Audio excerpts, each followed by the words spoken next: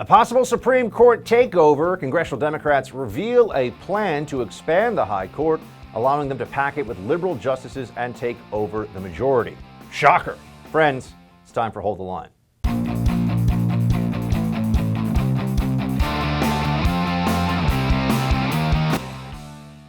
We are here today because the United States Supreme Court is broken. It is out of balance, and it needs to be fixed. It also will enable us to do justice and to rectify the great injustice that was done in packing the court. And some people will say we're packing the court. We're not packing it, we're unpacking it. Senator McConnell and the Republicans packed the court over the last couple of years. They're so shameless. It's almost impressive. Welcome to Hold the Line. I'm Buck Sexton. Little Jerry Nadler there saying that the court packing plan that he's bringing forward is unpacking. That's very Orwellian, right? Up is down, war is peace, strength is weakness. Just make it up as you go along. Change the plain meaning of language, of words, of reality, really. Anything for power, Democrats, right? That's the plan. That's what they're going to do. Look, let's just first establish, let's have a little fun with this. The Democrats are enormous hypocrites. They're tremendous frauds on this issue. And we could go back not even just to the most recent campaign where Joe Biden was playing this tap dance around whether he would support packing or not. We'll get to that. But you go back to Joe Biden in 1983, right near the time that I was born. Here's what he was saying about court packing back then. President Roosevelt clearly had the right to send to the United States Senate and the United States Congress a proposal to pack the court. It was totally within his right to do that. He violated no law. He was legalistically absolutely correct, but it was a bonehead idea. It was a terrible, terrible mistake to make, and it put in question, for an entire decade, the independence of the most significant body, including the Congress, in my view, the most significant body in this country, the Supreme Court of the United States of America. A boneheaded idea. What changed? Oh, that's right. The composition of the court. Democrats need it to be a super legislature. That's what they view the Supreme Court as. When they can't actually ram through what they want through Congress, the Supreme Court will just give it to them. Right? Roe v. Wade being the best example, but there are many examples of this where all of a sudden we have to listen to whatever 9 lawyers in judges' robes say, and that's the end of it. Democrats love it when they get their way, no matter how much it violates the Constitution or even common sense. But right now, they've got a little bit of a problem. The court is not radical right by any stretch of the imagination, but it does have a rightward tilt if you look at the 6-3 makeup of who's on what side of the aisle. Also, can we stop pretending that the Supreme Court isn't obviously a political body at this point? Look who we've got here. The liberals, there you go. Okay, and then on the left, you got the conservatives, 6 of them. So 6 and 3, and I just want to say that this, if you're going to point to what happened in what Biden said in 1983 and say, well, that was a long time ago, much has changed. Okay, well, here he is in 2005. In the summer of '37, Roosevelt had just come off a landslide victory over Alf Landon. He had a Congress made up of solid New Dealers, but the 9 old men of the court were thwarting his agenda. In this environment, Roosevelt, and remember this old adage about power corrupts and absolute power corrupts absolutely, corrupted by power, in my view, unveiled his court-packing plan. He wanted to increase the number of justices to 15, allowing himself to nominate those additional judges. It took an act of courage on the part of his own party institutionally to stand up against this power grab. And if you're wondering, in the most recent presidential campaign, that same man, Joe Biden, when he was asked if he would support court packing, said he couldn't give an answer because that's all the press would talk about that day. So it's not that new that we're up against this now. The Democrats have clearly decided to shift in favor of an absolutist, scorched earth approach. Will they actually go so far here as to cross this Rubicon? Are they willing to do it? To pack the Supreme Court, which then, of course, means that the next time you have a Republican administration, there'd be tons of pressure on them to add more judges and more judges. I mean, give it 10 or 15 years. What are we going to have? 20 Supreme Court justices? Well, I guess you'd have to have 21. You want it to be an odd number, but you understand where I'm going with this. Even none other than the recently sainted Ruth Bader Ginsburg, sainted on the left, said this in 2019 about court packing. Here she is. This court has had as few as 5, as many as 10. 9 seems to be a good number, and it's been that way for a long time. I think that was a bad idea when President Franklin Delano Roosevelt tried to pack the court. Yeah, but that won't stop them now if they think they can get away with it. The question really becomes, do they worry about paying a political price in all of this? Are they concerned that if they go forward with this power grab, the American people will punish them in the midterm elections? That's one point of view on it, but there's also another. And that's the Democrats seem to be so full, so brimming with confidence, you could even say overconfidence right now, that perhaps they view this as an opportunity to forever change the American political landscape.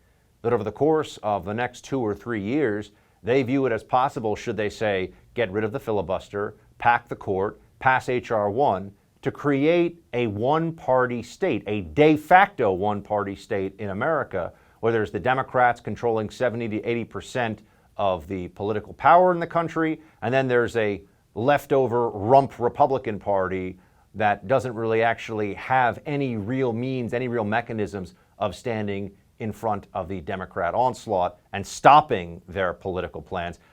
There are other countries where this has happened. This is not something that's unheard of. Democrats may even look to our south, to Mexico, where the PRI was the party in power in a democracy, at least ostensibly, for over 70 years, one-party control. It was broken about a decade ago, but nonetheless, it can happen, and it could happen here. What does the American political landscape look like if Democrats do these things? Get rid of the filibuster, pass H.R. 1, pack the Supreme Court, continue with this open border, and then, of course, get through an amnesty for not just permanent status, but citizenship, adding millions of Democrat voters, likely Democrat voters, to the rolls. What do we think then? We're going to be looking at 10 or 15,000 vote contests in states like Georgia or Michigan or Pennsylvania. Really think that's what the electoral map's going to look like in the future? So while they may recognize that under our current political reality, the Democrats are playing with fire should they pack the courts, they also can look far ahead enough to understand that if they go for it all right now under this Biden administration, they may be in a position to make sure they win all future elections as well. It doesn't matter. It will forever alter what it is to be having elections in this country. So these are the stakes we're seeing right now. Perhaps they just back off of this. And then there's also that the pretense of moderation that will come. Oh, look, Democrats, they didn't pack the courts, so sure they should spend $2 trillion on infrastructure when only 25% of it actually has anything to do with infrastructure. Sure, they should go for it. Yeah, that's the way it's going to be presented to you. So just get ready for that. Talk more about this in just a second with what is the Democrat plan here really? What game are they playing? Got a man who could speak to this in detail, Dinesh D'Souza. He joins me to talk about Democrats' power grab and the Supreme Court. That's up next. You ever thought about investing in real estate? Take me up on this recommendation, okay? If it's ever crossed your mind at all, go to the website doneforyoubuck.com right now, and you can learn a lot more about my friends at Done For You Real Estate. If you haven't ever heard of them before, I'll make this straightforward. These guys have found a way to take beginners, novices in investing in real estate like me, and put them into a system where they're actually going to be successful. And it flat out works. It allows everyday, hardworking Americans like you and me to finally own investment real estate without all the risk and difficulty of doing it on your own. I can't tell you in strong enough terms during this quick commercial how important it is you check these guys out and all the things they do. So how about this? If you go to the website, doneforyoubuck.com, at the top of the page is a podcast interview I did with Done For You Real Estate. You hear me describe, in my own words, extensively, what it was that brought me to real estate investing and why I'm working with these guys and how it's been. Go to doneforyoubuck.com. Listen to that podcast interview at the top of the page. Again, just click on doneforyoubuck.com. Show my friends at Done For You Real Estate that you're interested, and they'll show you what they can do for you. They're going to go from 9 to 13 on the court. That's what the bill says. This is frightening where they want to take the country. It is a dangerous, dangerous direction where they're going with immigration policy, where they're going with the court policy. They want to control everything, and it's scary. Farthest left activists aren't interested in the common good.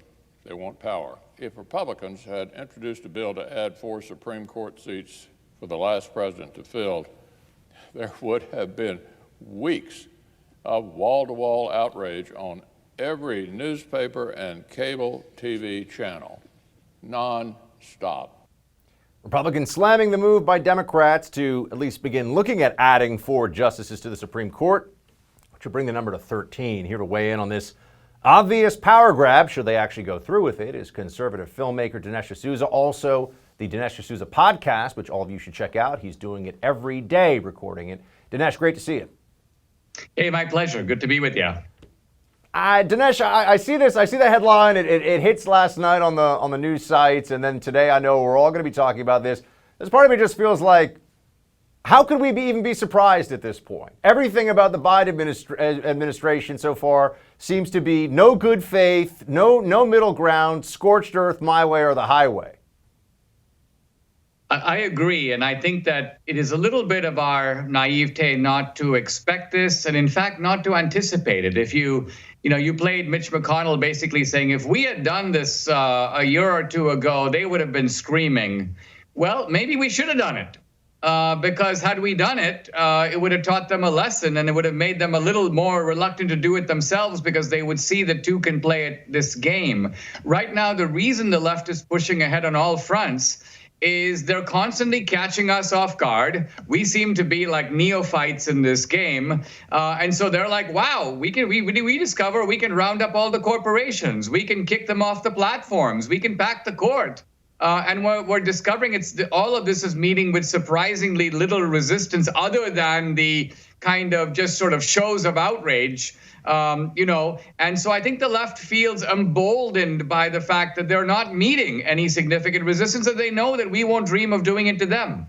Dinesh, one of my frustrations, and you're alluding to, I think, a similar sentiment here, is that when Trump won the election, the next day there was active hashtag resistance marching through the streets of New York City. All the institutions the left controls, certainly the media and Hollywood, everything was united in this effort to do whatever they could to oppose Trump in whatever way they could, including making up the Russia collusion conspiracy theory and all these other things.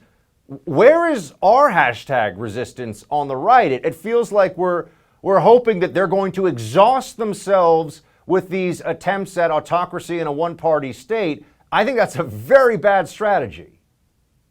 Yeah, I think this can all be summarized in what I would call the classic, Ronna McDaniel tweet, which is things like, the Democrats must not do this, and they must not do that. Blah, blah, blah. Obviously, they don't care what Ronna McDaniel says. And the must not is another way of saying, I don't have any way of doing anything about this. I'm merely annoyed by it. But essentially, I'm going to grudgingly just go along with it. So this is a sign, I think, of a serious problem on our side, which is an unwillingness to grasp the situation as it is. Here's a small example. I was just yesterday talking on Fox about a Swiss billionaire who wants to buy the Tribune newspapers. This is a left-wing billionaire. The Tribune is already left-leaning. So the whole idea is to buy these media properties as instruments of propaganda. Now, there's a good deal of money on our side, but, our guys don't want to buy the Washington Post for $250 million. I mean, think of it. The Washington Post is up for sale for $250 million. There are probably 30 guys on the right who could write that check without blinking, and yet not one of them would dream of doing it, because they're wondering things like, well, what's the return? Aren't newspapers out of date? How many people read newspapers today? Instead of saying it's the Washington Post, it has an impact on all the networks. So if we want to be in this game and fight with the same weapons as the left,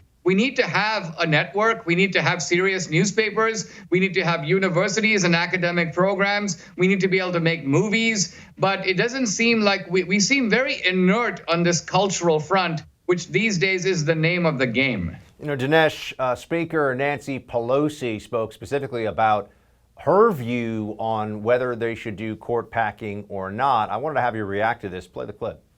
Do you support Jerry Nadler's bill to expand the Supreme Court by 4 seats? And would you commit to bringing that bill to the floor? No. I support the president's commission to study such a proposal, but frankly, I'm not. Dinesh, I mean, support this study? We all know what this, support the study of the proposal? I mean, I just wonder, I have a few feelings here, and trying to get inside Nancy Pelosi's brain is obviously a dangerous experiment.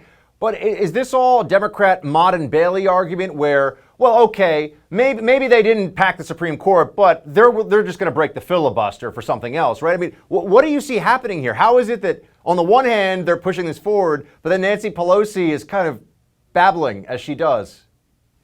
Well, no. I think there's something going on here, which is this. The logic of Nadler and these guys goes like this. They're basically thinking, listen, Biden, you're playing a little pirouette dance game. You want to set up a commission, stack it with left-wing academics. They'll recommend expanding the court. Well, listen, that's all going to take 10 months. Why don't we jump the gun and just do it now? We all know why this commission is coming out, so why go through the pretense? Let's just kind of get to the conclusion and get to it tomorrow. Now, Nancy Pelosi is more on track with the Biden approach, which is, listen, the American people will be a little alarmed. This is a very divided country. It's not like one party enjoys vast majority support. So for the left to try to grab the only institution of government that might provide some resistance, Pelosi realizes that's kind of politically dangerous. So she wants to do the tap dance, pirouette, backward somersault routine, but Nadler is trying to cut her off at the pass and basically say, why go through all the formalities? Let's just do it now. Dinesh, that forces the question. Do you think they might actually do this? Do you think they might actually get this done in Biden's first term? I do not think the likelihood is that they will. I think that they will exhaust a lot of effort trying. In some ways, they're better off to focus on things like H.R. 1 and the filibuster, because if they get H.R. 1, this will give them, this is almost like getting the home team advantage in every game going forward. And so that's going to give them the chance to build the kind of majority that could eventually control the court. But I think the effort to just go for the court right now, it's a little bit of a Hail Mary pass. And I think that's going to be difficult even getting 50 Democrats to be on board with that. Dinesh, where is our conservative resistance right now in terms of elected officials? I mean, who is actually making the case? We pay their salaries. They're supposed to be able to explain to the American people why the Democrat approach here is bad and why the Biden administration. It feels like there's not a lot right now. There's not a lot of people to celebrate other than maybe DeSantis down in Florida. But do you see anybody who's standing out in your mind?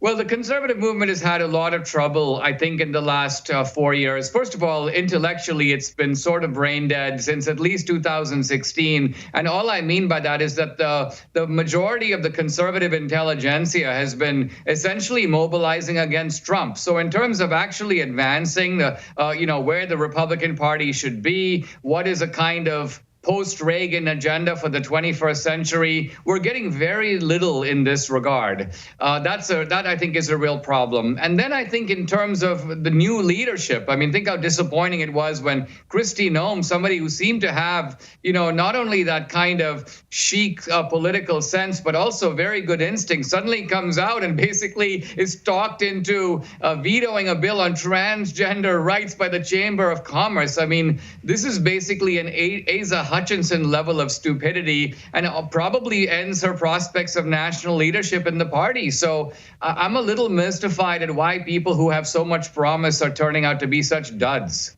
Dinesh D'Souza, everybody. Check out the Dinesh D'Souza podcast, wherever you listen to podcasts, out every Monday through Friday. Dinesh, good to see you. I've been warning you about home title theft. That's where cyber thieves remove you from your home's title and become the owner. I said, you better get home title lock because it's coming. Well, if you're on Facebook, the big breach is here. Facebook had 500 million accounts exposed to cyber thieves. And according to a retired FBI cybercrime expert, everything thieves need to take over as the new owner of your home was leaked. Name, address, personal information, it's out there. The thief forges your signature on a quitclaim deed stating you sold your home to him. He'll leave you in debt or even have you evicted. So do what I did and protect your home's title with Home Title Lock. Go to HometitleLock.com and register your address to see if you're already a victim. Then sign up for 30 free days of protection during this high-risk breach. Again, all you have to do right now is go to the website. The first thing you got to realize that when you get vaccinated, your risk of getting infected dramatically diminishes and is very low. So then the obvious question is, why are there any restrictions? They're all because in a certain situation, one can get vaccinated, have no clinical disease at all, but get infected and not even know it, and have replication of virus in your nasopharynx, and inadvertently transmit it to somebody else who might actually be unvaccinated and get ill. That's the reason why you want to wear a mask there. Dr. Fauci once again reiterating that you have to wear a mask even after you're fully vaccinated because of the incredibly remote chance that you could still inadvertently infect an unvaccinated person. It seems like the Fauciites are intent on making masks a permanent fixture of American society, and that's not hyperbole. Officials in the state of Oregon are considering indefinitely extending rules requiring masks and social distancing in all businesses in the state. That's right, permanent mask mandate. Now, they could always change that, of course, but they're looking to make it permanent. According to reports, the state would keep the rules in place until they're, quote, no longer necessary to address the effects of the pandemic. But when would that really be? At what level? Well, they'll get back to you on that. Joining me now, New York correspondent for the Federalist, David Marcus. David, good to see you. How you doing? Doing well, Buck. How are you? I'm good, man, but I've been telling people forever, the logic of the lockdowner position here has been that when we get toward the terminus of the true pandemic, the arguments that they've made and the mass hysteria that they have induced around so many things will result in people saying, you know what? You guys are right. When we were saying at the beginning that why did we never mask up for the flu season? And they said, shut up, everyone has to mask. It's going to turn into, we probably should mask up for the flu season, for COVID variants, for the continuation. I think that now we're in this is going to be a fight that drags out certainly through the end of this year, but deep into next year and maybe the one after that.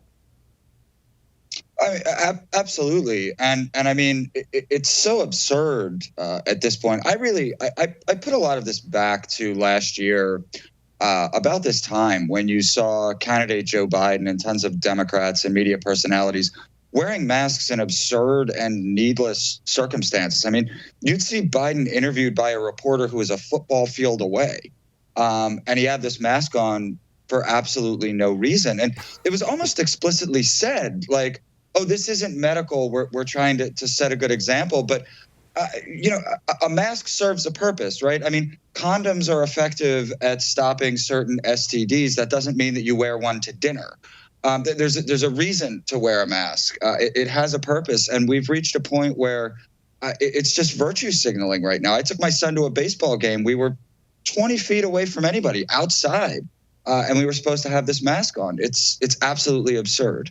It is absurd, and what I think is so interesting is that the people that were demanding these policies before always suggested the science was on their side, and that was debatable, and that's putting it mildly to begin with, but that was always the claim. Now that it's just gotten to the point of abject absurdity, I mean, there is no basis for outdoor masking as a considerable risk. They're seizing upon 1 in 10,000, 1 in 50,000 or 100,000 by the numbers, risk factors to continue these policies. And when you push them enough, I think that they're becoming more explicit with saying, well, this is about showing good behavior. Like we all wear masks so we get a pat on the head from Lord Fauci and people at CNN feel like their work here is done. That's kind of terrifying because they're saying this now more openly than ever before. Yeah, and I mean, now it's getting walked back, right? I mean, now you're starting to see articles in places like The Atlantic saying, oh, well, maybe we should only be wearing the masks when it's medically needed. When during the campaign, Trump was literally killing people by not wearing a mask in situations where the CDC didn't call for a mask to be worn. So, so much of this is unraveling. And I mean, it's happening sort of so quickly, but at the same time, at such a distance from what we were going through a year ago, that these people are really pretending that they weren't saying things that they really explicitly were saying. And they just don't seem to care. Governor Ron DeSantis, who has done the best job of any big state by population governor out there, gets into a very important point on vaccination right now. I want to play that clip for you. So my view is if you get a vaccine, the vaccines are effective, you're immune. And so act immune. If you tell people the opposite, then why, if it's not effective for them and it's not going to change anything, then what's the point of going through it? Now, he's a guy who pays close attention to the numbers, to what works, what doesn't, which is why Florida has become the beacon of freedom for the rest of the country, where California, COVID disaster. Michigan, COVID disaster. New York, New Jersey, same thing. People go, okay, well, maybe Florida actually had something right here. And largely, I think it's by somebody who doesn't politicize the data, who looks at it for what it is. He's talking here about incentives for vaccination. If the big problem, we're told, David, is we can't get enough people vaccinated fast enough, there should be a trade-off in the minds of the Fauciites and all the people that support him and the Biden administration that, okay, even in the very unlikely scenario that vaccinated people might be able to pass this to somebody and that would somehow contribute to, we all know it, we're talking less than 1% of transmission, at a minimum, less than 1% of transmissions, what would be happening from the vaccinated population to the rest of the population. But also, if people believed, I get the shot, I get to then go around and not wear a mask, it would be a game changer. You would have far more people. Right now they're saying, so I take the risk, I don't get any benefit, and for what? Well, yeah, I mean, the rules keep changing, and the rules are always changing in the direction of more restrictions on the American people. I mean, at first we were told if you catch COVID, then you're immune to COVID. In fact, I had Dr. Moncef Slaoui, the head of Operation Warp Speed, tell me that last July. Then suddenly that wasn't true. And no, you still have to wait for the vaccine. Then you'll be immune. Now we have the vaccine and you're still not immune. So, yeah, the rules keep changing. And every time the rules change, they change in such a way that place these restrictions on people's lives. To me, it's starting to not seem like a coincidence, right? Yeah, and Governor Halfwit over at Michigan, running the state of Michigan, much to their everlasting shame, she's trying to. I like this one. You'll appreciate it. She decided to slip because her state right now it's terrible. It's a disaster. They have the worst spike of COVID anywhere else in the country, and she's real proud of their outdoor and indoor mask mandates and all this stuff. Meanwhile, Texas, Mississippi, no mask mandates, 100% businesses doing fine. Almost like maybe getting people out of enclosed spaces and outside and getting fresh air and. Maybe there's actually an epidemiological benefit to that. I don't know if anyone ever wanted to think about that on the lockdown left. But here she is trying to throw some shade at Florida. It was kind of sad, but you got to see it. Well, at the end of the day, this is going to come down to whether or not everyone does their part. That's the most important thing. This variant, the B117 variant, is what is growing so quickly here in Michigan. We have the second most of it, then I think right after Florida. At least that was the last data that I saw. Michigan and Florida are not next to each other, but this is the time of the year that snowbirds come home from Florida, where people are going on spring break, and all of these things can contribute to spread. And that's why we're imploring people to take this seriously, mask up, get tested. If you've been around someone who's positive, stay home. I mean, this woman is an imbecile, but put that aside for a second. Trying to bring Florida into this. She's saying they have the cases. They're responsible because of the snowbirds coming back. Florida's doing Right. Florida doesn't have the problems Michigan does. Why is that? Yeah, and I mean, it's not like anybody is going to Florida from the rest of the country, right? I mean, Florida's got Disney World. Florida's been open. Everybody's flocking to Florida. So, I mean, but by Whitmer's bizarre logic here, it could be the people from Michigan and New York going to Florida. I mean, it doesn't matter. It's foolishness. We look at the numbers. Obviously, Florida had a much better response, both in terms of health and in terms of economics than Michigan. And she can spin it any way that she wants. So can Cuomo. So can Newsom. The facts are the facts, and the American people aren't stupid. David Marcus of The Federalist. Go check out his latest at thefederalist.com. Give him a follow on Twitter as well. David, good to see you.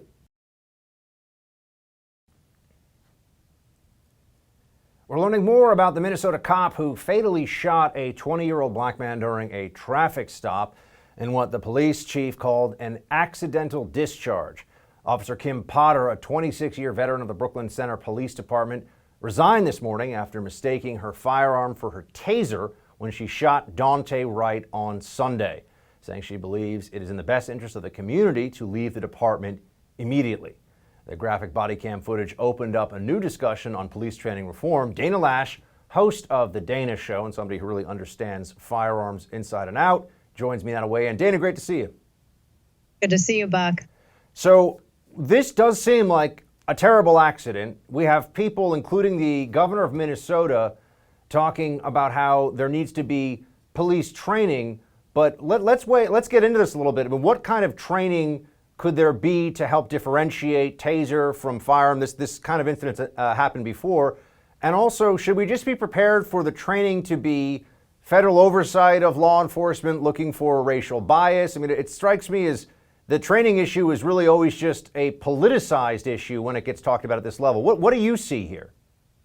No, I think that's exactly right. Everyone always talks about training, Buck, for law enforcement, but then that kind of goes away, and then we're back to defunding the police, which I might add, I don't know how far it's gone in Minnesota. I know Minneapolis, their city council made some moves to defund the police, but I don't know if that's actually come into effect yet or not. But in this particular situation, you should be able to tell the difference between a taser and your Glock. You should absolutely be able to. And so when I was watching this and I looked at the video and I was, stopping it like frame by frame, the moment that I could actually see something. And I noticed that there are two things that I noticed. First off, Buck, I noticed that all the other officers, they were all carrying their tasers on their non-dominant side. They all had their handguns on their dominant side, their tasers, which had the yellow grip, on the non-dominant side. And none of the other officers, at least from what I saw in the video, and this is just going off of this, the video footage and stopping and starting, I didn't see any other officer that had their firearm drawn as well. Now, this particular officer, Officer Kim Potter, who you said has been serving for 26 years now, she was yelling taser, taser, but then went for her handgun on her dominant side, which then makes me wonder, first off, how long has she carried a taser? How long has that been department policy? The second thing is, how much training have they received? Have they done force on force? Have they done, what kind of, reactionary discernment, all of that, de-escalation? Because, there's a lot to get into here. And clearly I understand that duress comes into it, Buck. But the big thing is that you never rise to the occasion. You always fall back on your highest level of training, especially when you get into that fight or flight mode. I was just talking about this on my radio program with my friend Jared Ogden, who's retired Navy SEAL, and he's gone around the country doing this exact thing, training police with de-escalation, discernment, everything to avoid a situation like that. Now, of course, every officer, they don't know what they're going to walk into these situations. You have millions of engagements like this a year, and thankfully these situations are rare, but you still want to prevent them. Well, given how rare it is, Dana, is there even really a realistic training regime? I mean, as you point out, most officers, and clearly based on the numbers of how often this kind of a tragic accident happens of the taser firearm mix, most officers do tell the difference between these things. Some people I know will carry the taser in a chest rig, which separates it from where they keep their pistol, maybe that being more standard. But it doesn't seem to me like there's really going to be any kind of change in police training nationwide that would be a useful means of resources. Go ahead. Nationwide, people this. I'm very hesitant with, and I think you hit up on a good point, I'm very hesitant with any move towards nationalizing the police force, which I feel like Democrats, with every single one of these awful tragedies that take place, they get more and more, pushed towards. But in this particular situation, I'd rather an officer have the skills and not need them than need them and not have them. Because two things: don't resist arrest, number one, especially for a felony warrant for an illegally possessed firearm when you're 20 years old. And the second thing is that, if you're backup, be backup and make sure that you have the training. A lot of this comes down to training and also following the law, not resisting arrest. And you're going to have another town that's going to burn. You're going to have another nation that's going to be gearing towards, or our nation here another summer, gearing towards a season of riots again, based upon something like this.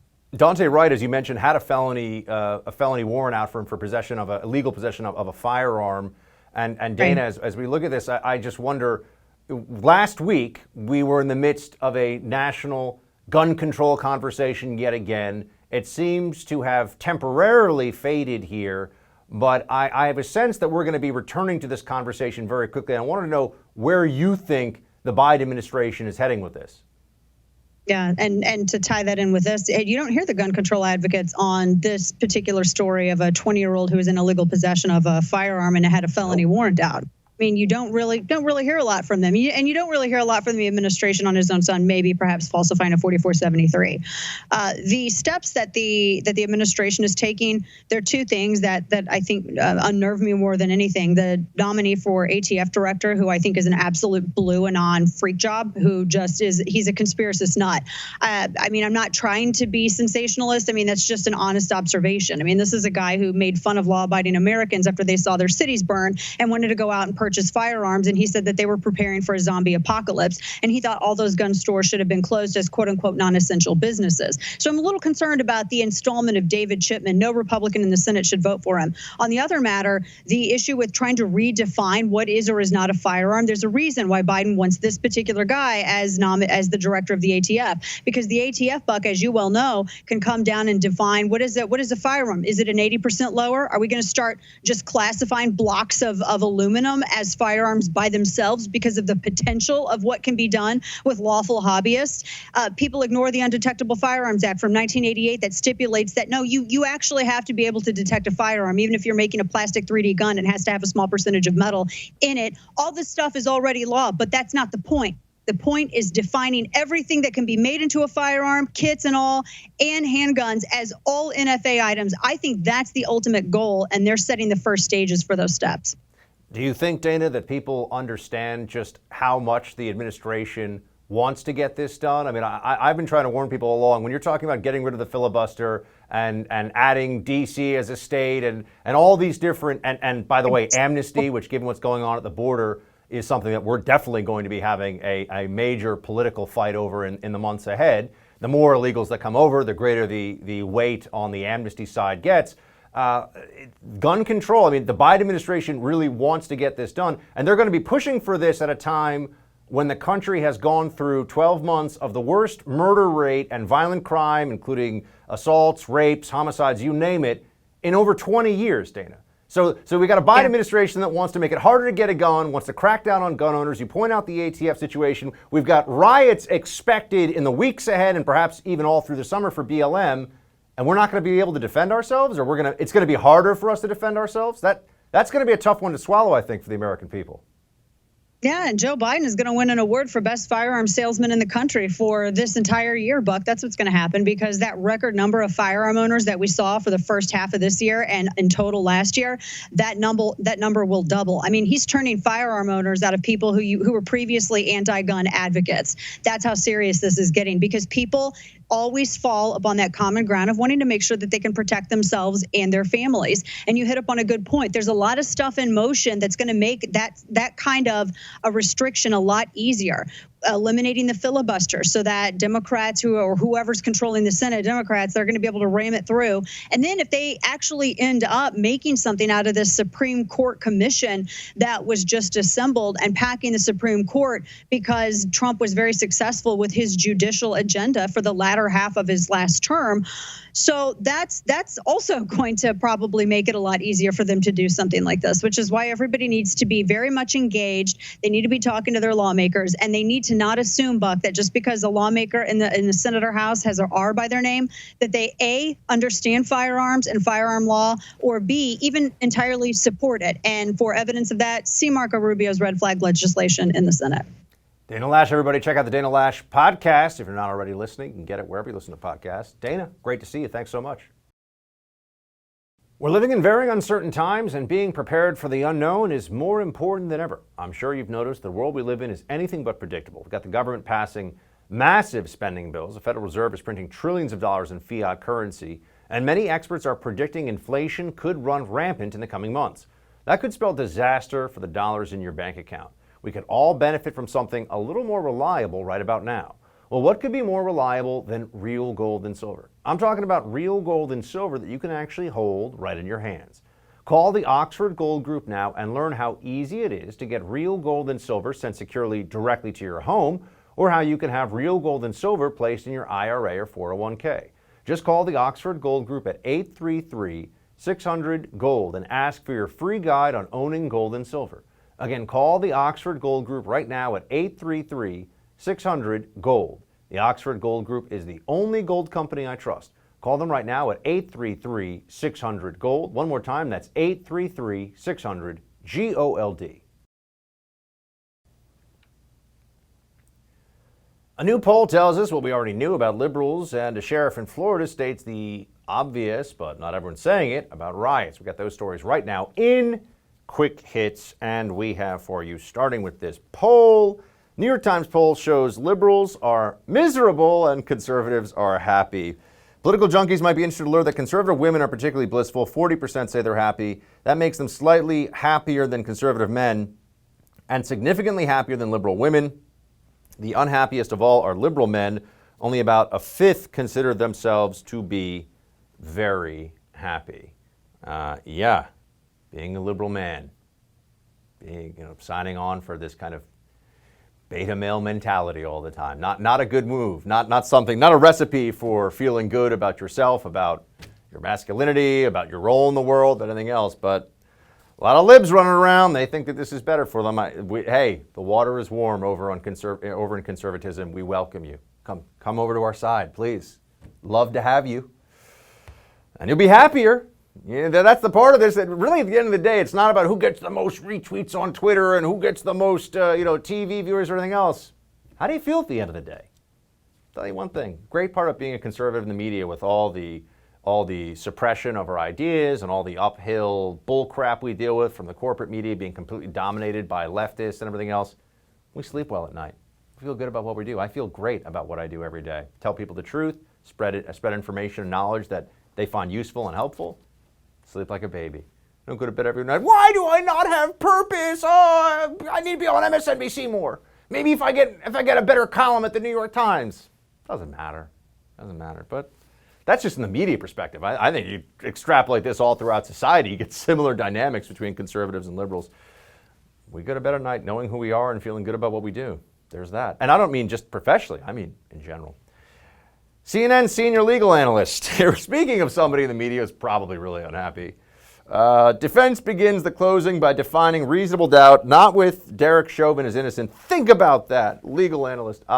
Yes, that's a bedrock legal principle for a criminal trial, and there are a lot of areas of conflicting testimony from experts on both sides. And so when there's conflicting testimony, guess what that creates?